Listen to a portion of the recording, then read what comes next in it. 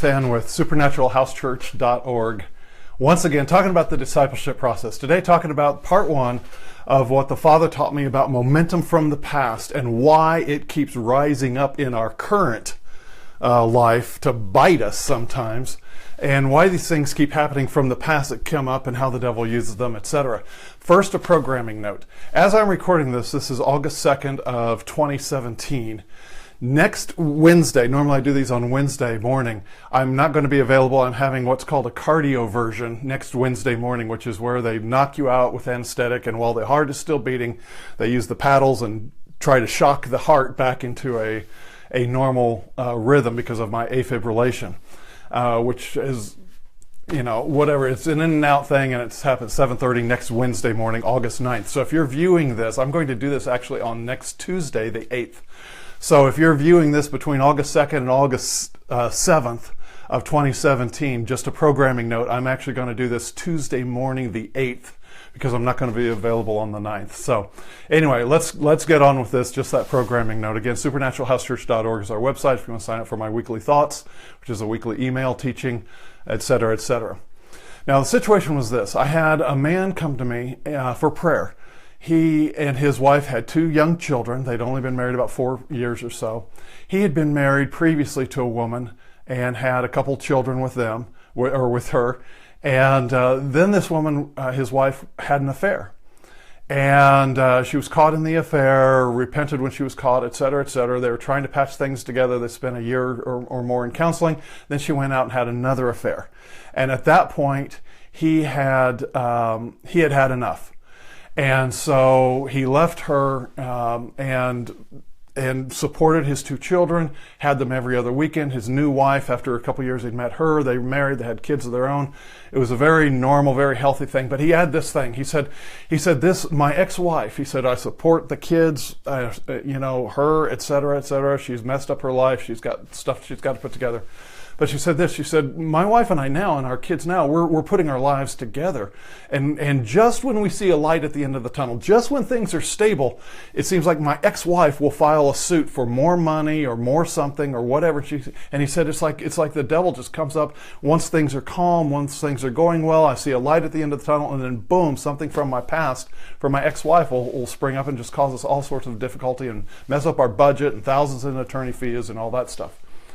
And then about the same time, I had a woman come to me for prayer because before she knew the Lord, then when she was a baby Christian, she really had a trouble with lust. And I'm not talking about sexual lust. She had a trouble with money.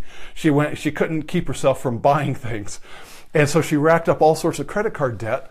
And then she came to the Lord, got serious about her finances, became disciplined, and put some things in a consolidation type thing. And then she had a couple creditors from her past suddenly that she thought had been included in this kind of umbrella, one payment pays all type of thing, agreement that she had entered into. These creditors come in and start harassing her. And she thought it had already been taken care of in her monthly payment as she put her life together. She asked the same basic question: why is it just when I'm getting my head above water financially and getting disciplined and everything else, does this stuff from the past happen? And so I went to the Father one night in prayer about this and was praying, and I asked Father, what is this about the past? Why does the past bother so many believers? And suddenly before me, I was in the Spirit and I saw this big screen. It was like a movie screen. And it was divided down the middle. The one side of it, the left side, was the kind of light that you have right before dawn or right before sunset. It's dusk. It's barely light. It's kind of a gray light, and it was in that area. That half of that screen was all dead, and it was. It was almost like a cartoon. There was a cattle skull, and you could see the railroad tracks. Railroad tracks went from left to right across the screen. Went completely. From one end to the other. And this was just dead. It was dark. There wasn't any life. There were no bugs, no birds, no animal life, no nothing. And there's this train coming. And I can see it. It's like one of those 1800s trains with the big smokestack, and it's billowing out smoke, and that smoke is just trailing behind it and covering everything in that dead area.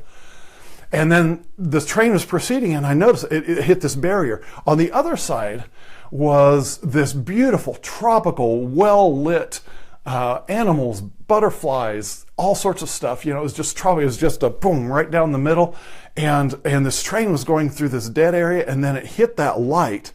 And as soon as that cow catcher on the front of that train hit the light, it was like a cartoon train. It leaned back, like this, and it slammed on the brakes. But the momentum of the train and the many cars that it had following it, attached to it, that made up this train, it leaned backwards and it slammed on the brakes, but it slid into the light. It slid into that lush tropical area. And it was interesting because it was going down, and it was gradually slowing down, and it got just to the point, it's trying to reverse its wheels. It got just to the point that it hesitated, it stopped, and then it went backwards and it leaned backwards, and it gradually picked up steam, and it went all the way back, and it went back into the darkness and then disappeared from view. And I said, Father, what are you showing me? And he said, the areas that you ask about are primarily three: in relationships, finances, and personal health. And he said, because these things are on the earth, many times a person will have these seeds and that life that was here on the earth still spring up and to be used by the enemy against them in my life. He says, but you'll notice, he says, they come to a point, everyone will come to a point where they can feel the momentum changing. And he reminded me of a situation right there where Barb and I had been in a situation with some of our finances, and we had learned some discipline and different things that you do as you go through newlywed and young family ordeals. And I remember Barb making this statement. She said, you know what? I know in my spirit we'll never pass this way again. The lessons we've learned and what we've gone through, she said, we'll never pass this way again. And the Father related that to how a person can often feel in their spirit that change that happens. And so, the part one, I want to show you part two of this about the Father and how he and the Lord, how the unraveling happens of the way it was presented to me about how a person unravels harassment from the past and make sure that they are part of that train that goes way into the past and never to show its ugly head again. But the point today is that a lot of what bothers Christians is these things, these three areas, the finances, the relationships, and the health from the past that we've done to ourselves. We were ignorant, we didn't know the Lord, etc., but He's faithful. And what He said to me, and this was interesting what the Father was saying to me, He said, people will pray and they expect immediate answers. He said, but they don't realize the momentum that carries with them because they have lived that way or they did these things for many years. And he said, it can't be done overnight because these are things of the earth.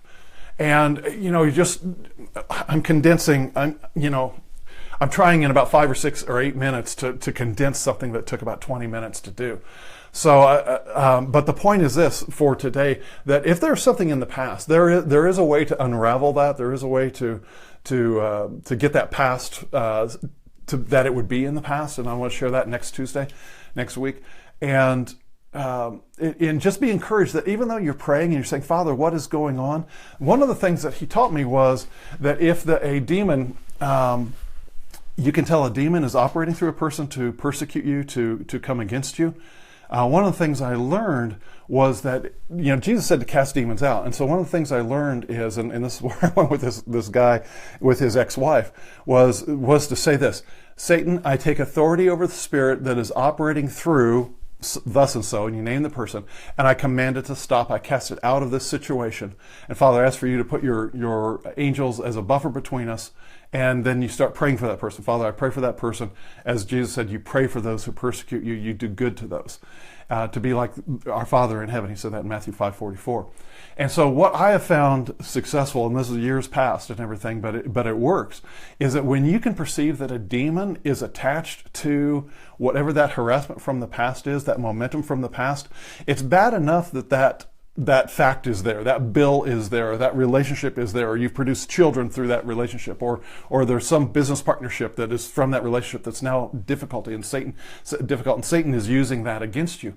That's difficult enough. But when you can tell a demon is enticing that, is attached to that, and doing the enticement, is doing the antagonism of that, that's when you take authority over the thing and you say, the spirit attached to this harassment or whatever, I cast you out, I command you away in Jesus' name. And you ask the Father for angelic buffer there and protection, and you'll find that that attack will just shrink down. The momentum may carry, but it will come to its own conclusion, and there won't be the added torment, there won't be the added harassment with it. So I want to leave you with that. I'll give you more insight next week, next Tuesday, about the second part of this, about the Lord unraveling this. I just started to get into it a little bit this morning.